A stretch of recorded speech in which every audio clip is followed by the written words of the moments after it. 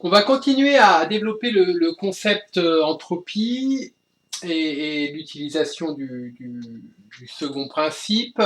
Toujours avec les phases condensées, c'est ce qu'il y a de plus simple pour l'instant. Et là, je vais faire deux applications. La première application qui va être très très simple, hein, c'est ce que je pourrais appeler la manip de la baignoire, hein, à savoir que on va prendre un volume d'eau froide, qui va correspondre à une certaine masse, et puis un volume d'eau chaude, identique. On va faire les choses de manière très simple. Donc ici, je vais marquer TC par exemple, et puis la TF. Et on va les mélanger, ce qui va nous permettre effectivement d'obtenir à la fin, dans l'état final, un volume donné avec une masse 2m d'eau à une seule température qui va être la température que je vais noter. C'est pas terrible mes notations d'ailleurs. Je vais marquer T1, T2 et puis la TF. Voilà, on va faire comme ça. Ce sera plus simple.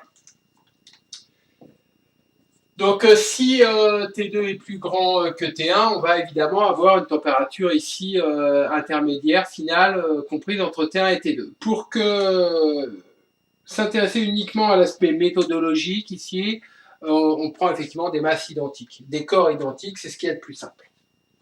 Bon, vous savez tous, hein, quand vous mettez de l'eau chaude dans de l'eau froide, forcément, ça vous donne de l'eau tiède, ça c'est une évidence et vous n'avez pas le choix. Et si vous prenez de l'eau tiède, il est impossible que spontanément, en tête du robinet, l'eau se mette à se réchauffer et à l'autre bout de la baignoire, l'eau se mette à se refroidir. Dans le même milieu, c'est pas possible, c'est homogénéisé. C'est le principe même de l'obtention d'un équilibre thermique. Donc c'est forcément une transformation, ce mélange, qui est une transformation irréversible. Donc on va effectivement le montrer et en plus on va essayer de quantifier le caractère irréversible en calculant l'entropie créée.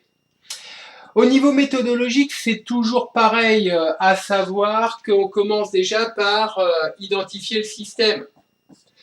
Donc l'ensemble ici va constituer un système isolé. C'est le plus simple pour travailler. Donc forcément, je vais prendre le système globalisé ici. La masse chaude, la masse froide. On commence par traiter le problème en regardant ce qui est susceptible de se passer au niveau des équations d'état. Donc ici on a une phase condensée, il n'y a pas grand chose à dire. La transformation est isochore, hein, puisque les phases sont relativement dilatables. Donc on a tout simplement que le volume final c'est tout simplement V1 plus V2, à savoir ça vaut 2V. Il n'y a rien de plus à dire, c'est les mêmes masses, donc c'est forcément les mêmes volumes qu'on peut relier à la masse volumique. Bien. Donc en termes de traitement d'équation d'état, c'est terminé. Maintenant, on peut passer au bilan énergétique, effectivement. Donc on applique la méthode liée au chapitre T2. Après T1, T2. Bien, qu'est-ce qui se passe? L'ensemble est isolé. Voilà, thermiquement parlant, je fais l'hypothèse que les seuls transferts thermiques se font à ce niveau-là. Il n'y a pas de perte. Bon. C'est-à-dire que par rapport à mon système, j'ai Q qui vaut effectivement 0. Bon, de surcroît, si je dis que ça se fait à l'air libre, la transformation est monobar, avec une pression initiale est égale à la pression finale. Donc, si on revient à dire que finalement, on peut fort conjecturer que la pression intermédiaire est identique, c'est donc isobar. Ce qui implique qu'on a alors delta H qui est égal à 0. Mais le delta H de l'ensemble.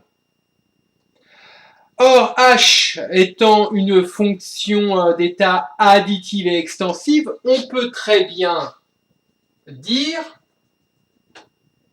que le delta H de l'ensemble, c'est le delta H de chacun des sous-systèmes que je somme.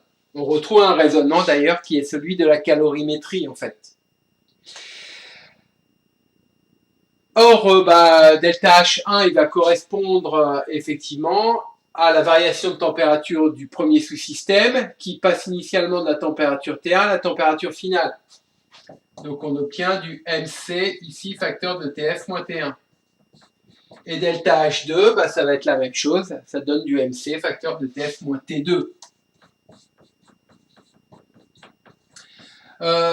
Si j'avais pris en compte la capacité du récipient qui contient l'ensemble, j'aurais eu un terme supplémentaire que je dois rajouter notamment obligatoirement quand je fais de la calorimétrie. Bien, donc on obtient aisément, et c'est assez évident, pas très compliqué, on obtient de manière assez évidente le fait que TF moins T1 plus TF moins T2 est égal à 0, puisque j'ai factorisé MC ici, puisque l'ensemble vaut 0.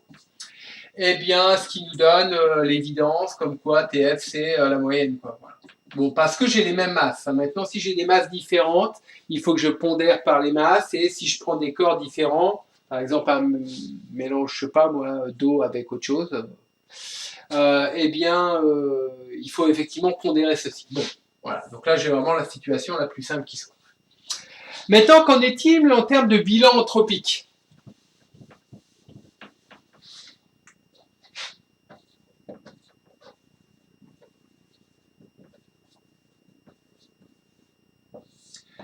Toujours en 3 points. Le premier point, on calcule delta S. L'entropie, la variation d'entropie pour mon système. Alors, j'ai des phases condensées, donc on a la formule pour la phase condensée, MC log de T final sur T initial. Ceci dit, il n'y a pas une seule température initiale. Donc à nouveau, je suis obligé de distinguer mon système en 2 sous-systèmes, puisque chaque sous-système a sa température initiale propre.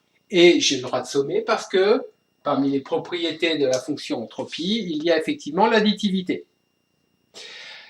Or, j'ai une phase condensée, donc j'ai MC log de T final sur T1 pour le premier sous-système, et pour le deuxième, j'ai MC log de T final sur T initial pour le deuxième. Ce qui nous donne de fait MC log de TF au carré sur T1, T2.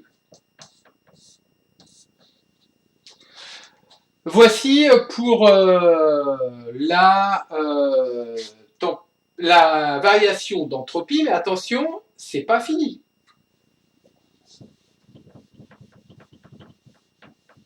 Car il faut que je conclue sur le caractère réversible ou pas à l'aide de SC. Qu'en est-il de SE ? L'entropie échangée. L'entropie échangée, c'est pas très compliqué. Étant donné que mon système est thermiquement isolé, l'entropie échangée, elle est nulle. Car le transfert thermique échangé avec l'extérieur, je vais le rajouter de manière un petit peu redondante ici, c'est 0. Oui, il y a un transfert thermique entre les deux, ça c'est vrai. Mais par rapport à l'ensemble de mon système, il n'y a pas de transfert avec l'extérieur. Ainsi, on en déduit que SC, c'est tout simplement delta S ici, puisque SE est égal à 0, à savoir qu'on obtient effectivement MC, log de TF carré sur T1, T2, à savoir log de T1 plus T2 au carré sur 4 T1, T2. Et il faut s'assurer effectivement que ceci est positif. Il le faut, on n'a pas le choix. Non. Sinon, ça voudra dire que notre modèle ne fonctionne pas. Donc on va le montrer, c'est très facile à montrer en fait, parce que il suffit, la petite astuce, c'est d'écrire que T1 plus T2 au carré sur 4 T1 T2, c'est tout simplement T1 au carré plus 2T1 T2 plus T2 au carré sur 4T1 T2. Et puis, il y a une petite astuce qui consiste à dire que, oui, 2, c'est 4 moins 2. Donc, on écrit ici T1 au carré moins 2T1 T2 plus T2 au carré sur 4 T1 T2. Mais comme j'ai un 2 ici, je suis obligé de rajouter 4 T1, T2 là. Ce qui nous donne au final, ici, eh bien, T1 moins T2 au carré sur 4 T1, T2 plus 1, tout simplement. En conséquence, ce nombre est plus grand que 1. Donc le log de ce nombre est nécessairement strictement positif. Et ce qui fait que SC est effectivement strictement positif. Donc on a bien, si T1 et T2 sont différents, on a bien une transformation rigoureusement irréversible. Donc notre modèle a l'air de fonctionner. Et la mesure, effectivement, de SC va nous permettre de voir que c'est plus ou moins irréversible. Notamment, plus l'écart de température entre les deux est grand, plus il va y avoir un caractère irréversible à la transformation. Voilà, donc ça, il faut savoir le faire. Entre guillemets, petite remarque, vous venez de démontrer en maths, tout simplement, que la moyenne arithmétique entre deux nombres A et B, donc A plus B sur 2, est toujours plus grande, pour des nombres positifs, est toujours plus grande que la moyenne géométrique racine de A fois B. Hein. Donc ça, c'est quelque chose qu'on avait d'ailleurs déjà vu aussi dans le cours sur les ellipses, hein, donc on en avait déjà parlé. Donc voici une application effectivement liée aux phases condensées qui valide une fois de plus que notre modèle ici anthropique est cohérent avec ce que l'on sait sur les mélanges chaudes froides, voilà tout simplement. Un autre exemple avec les phases condensées que je vais pouvoir traiter, c'est celui d'un changement d'état, et en l'occurrence ici je vais envisager une fusion. Donc je mets de l'eau dans un verre, voilà, ici, donc une masse M d'eau, et puis je vais l'appeler M1, d'eau liquide, et puis je vais rajouter effectivement dans l'état initial une masse M2 qui est un glaçon, hein, effectivement. Ça c'est mon état initial. Alors si vous n'avez pas mis trop de glace, toute la glace va fondre, hein. Si j'appelle T1 ma température de départ de mon eau, et ici une température T2 initiale de mon glaçon que je vais prendre à 0 degrés Celsius pour que ce soit plus facile. Donc il est clair que là, vous avez mis un glaçon à 0 degré dans de l'eau à une température strictement positive, donc le système est évidemment hors équilibre. Donc il va évoluer. Il va évoluer jusqu'à obtenir dans l'état final une masse d'eau liquide M1 plus M2. Si je mets trop de glace, tout va pas fondre. Hein. Donc ça c'est un autre sujet. Hein. À une température finale qui va être strictement positive, et vous savez tous intuitivement qu'il y a fort à conjecturer que cette température soit plus petite que T1, évidemment. Donc voici pour ce qui est de cet état final là. Une fois de plus, comme tout à l'heure, je vais négliger la capacité thermique du récipient, du contenant, hein, pour que ce soit ici plus simple. Et même chose, je commence par définir le système. Donc le système, c'est l'ensemble, M1 plus M2, que je suppose isolé. C'est déjà peut-être un petit peu plus contestable parce que c'est assez long la fonte, hein, donc pendant ce temps-là, il est fort à parier qu'il y ait des pertes convectives. Mais bon, voilà, je vais faire cette hypothèse, toujours dans un souci d'avoir un exercice plus explicatif des méthodes que réaliste. Après, on peut toujours faire des choses plus complexes. Au niveau des équations d'état, je ne vais pas détailler, effectivement, il n'y a pas grand-chose à dire, c'est les phases condensées, les volumes de départ correspondent aux volumes de fin, et ça n'apporte rien sur les températures et sur les pressions.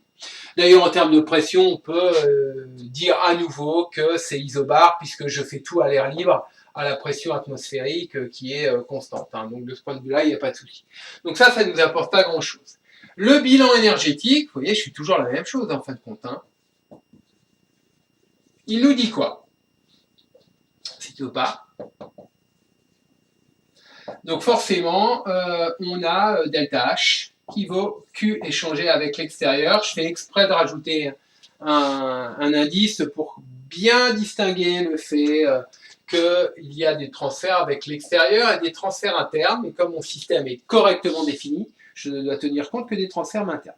Si c'est isolé, bah, ceci me donne 0. Voilà, isolé thermiquement, pas de souci.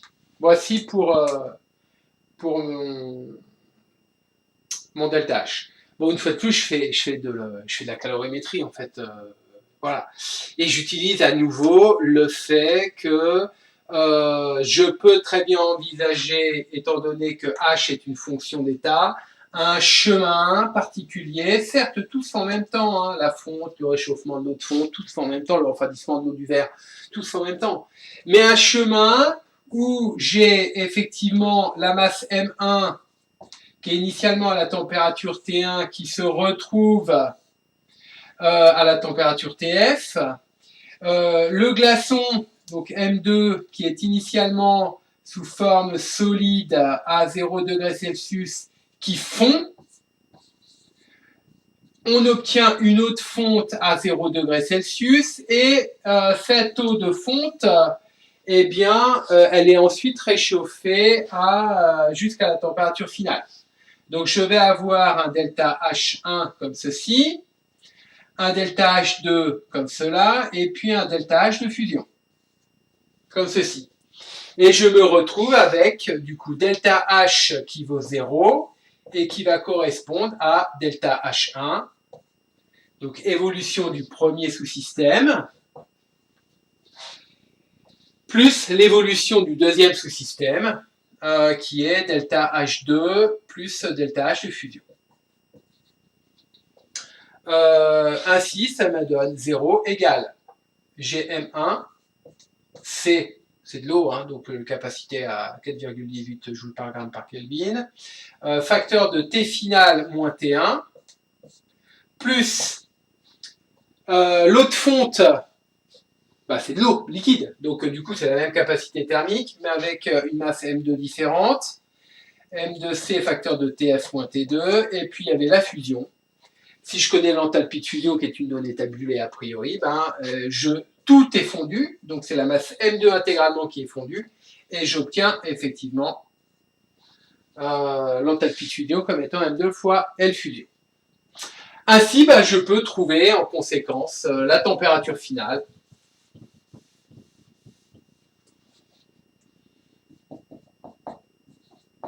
Qui vaut quoi? Eh bien, il faut que je mette ensemble les masses. Donc, ça me fait M1C plus M2C, donc M1 plus M2 fois TF, donc et qui est égal à tout le reste. Donc tout le reste, c'est M1C facteur de T1 plus M2C facteur de T2, voilà, donc ce terme-là, je le mets de l'autre côté, moins M2L fuse et divisé par ce qui avait été mis en facteur ici, M1 plus M2 fois C. Voilà, donc ça me donne ceci. Et donc on est à même de calculer la température finale, il n'y a pas de souci. C'est fondamentalement irréversible. Alors attention, le changement d'état en lui-même est un processus réversible à condition de rester à la température du changement d'état. Alors là, ce n'est pas le cas. Vous avez effectivement le glaçon qui fond, mais l'eau de fonte, effectivement, est globalement réchauffée, et ça va nous donner un processus irréversible. Donc on va le montrer d'ailleurs, hein. Donc bilan anthropique.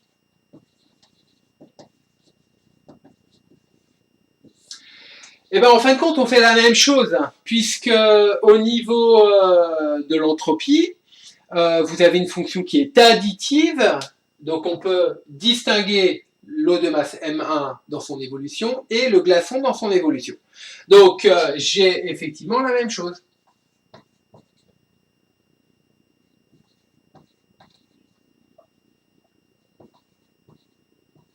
Voilà.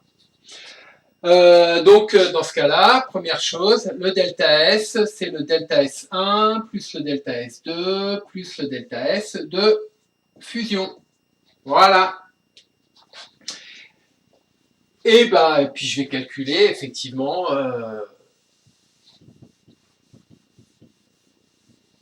les différents termes. Donc, Le delta S1, bah, c'est de l'eau qui se refroidit, de l'eau liquide, donc c'est phase condensée unique, c'est MC log de T2 moins, non, je finis à TF, pardon. TF sur T1. Attention, en Kelvin, pour le calcul, hein, c'est important. Delta S2, vous allez comprendre encore mieux pourquoi c'est important. Hein. Donc c'était la deuxième phase ici que j'ai effacée, c'est l'eau de fonte qui est réchauffée de T2 à TF. Donc MC log 2 TF sur T2. Et vous voyez effectivement que si vous ne mettez pas les Kelvin, vous allez avoir un petit problème dans le calcul avec le log. Hein. Donc c'est bien des Kelvin. En ce qui concerne l'enthalpie de changement d'état, ben, l'enthalpie de changement d'état, eh bien, on la calcule tout simplement en envisageant un processus réversible, sauf que comme le palier de pression impose un palier de température, ben, il suffit d'intégrer le delta Q réversible sur la température, mais en prenant quelle température? Ben, celle du changement d'état. Donc j'ai T2 ici, et ça me donne le Q réversible effectivement sur T2. Or, de toute façon, comme le transfert thermique lié au changement d'état est également une variation d'enthalpie, eh bien, que ce soit réversible ou pas réversible, ça ne change rien, puisque ça correspond à delta H, qui ne dépend que de l'état initial et de l'état final, et pas du processus intermédiaire. Donc, ça nous donne tout simplement le delta H de fusion, divisé par T2, donc tout simplement M2 L2 sur T2 en Kelvin. J'insiste beaucoup là-dessus, c'est des Kelvin. En conséquence, on se retrouve avec delta S, qui est donc égal à, j'ai oublié les indices ici, M1C log de TF sur T1, plus M2C facteur de log de TF sur T2, plus effectivement M2, L2 sur T2. Globalement, c'est isolé, thermiquement isolé. En conséquence, le Q échangé avec l'extérieur est nul, ce qui implique que SE est égal à 0. En l'occurrence, on se retrouve avec SC qui est donc égal à delta S et qui correspond donc à cette formule. Bon, alors évidemment, là, c'est un peu compliqué d'arriver à montrer que c'est nécessairement positif. Hein. Effectivement, donc il faut prendre des valeurs numériques, hein, parce que sinon l'étude des variations va être, à mon avis, un petit peu complexe. Je ne pense pas que ce soit impossible, mais c'est tout à fait envisageable, malgré tout. Donc, effectivement, on peut montrer que ceci est rigoureusement positif, à savoir qu'on conclut, c'est important, le processus est fondamentalement irréversible. Effectivement, si vous prenez de l'eau fraîche, vous n'allez pas obtenir spontanément le fait que, bah, tiens, tout d'un coup, il y a un glaçon qui sort spontanément, et puis le reste de l'eau se réchauffe. C'est n'importe quoi. Hein. Donc, effectivement, c'est assez évident. Donc, une fois de plus, notre modèle est validé. Juste une petite remarque. En termes de validation, on peut se poser la question, mais y a-t-il un critère sur la masse M2 à mettre de manière à être sûr que tout soit fondu? La réponse est oui, parce que si tout fond, nécessairement, la température finale doit être supérieure à 0. Ainsi, si vous obtenez une température inférieure à 0, vous êtes en contradiction totale avec le fait que tout est liquide sous un bar. Obligatoirement. Conclusion, si vous obtenez quelque chose de négatif, ça veut dire que votre hypothèse de départ était fausse, à savoir que nécessairement, tout ne sera pas fondu. Donc vous aurez une certaine masse restante de glace. Comment la déterminer? Dans ce cas-là, la masse restante de glace est une inconnue supplémentaire dans votre problème. Donc a priori, vous pouvez vous dire, il vous faut une relation supplémentaire. La relation supplémentaire est la suivante. S'il vous reste de la glace dans l'état final, sachant que l'état final est un état d'équilibre, nécessairement, l'équilibre au liquide, aux glaces sous un bar, ça implique que la température finale est nulle. Donc, si vous postulez l'existence d'une masse de glaçons restante, ça implique une relation supplémentaire qui est que la température finale est nécessairement égale à T2. obligatoirement. Donc le fait de rajouter une variable supplémentaire avec une masse de glaçons restant va générer de surcroît une relation supplémentaire exploitable. Donc une variable de plus, une relation de plus, donc on va aboutir à une résolution du problème. Dans ce cas-là, on arrivera d'ailleurs à un bilan entropie qui sera beaucoup plus simple à faire, mais à nouveau quelque chose de fondamentalement irréversible.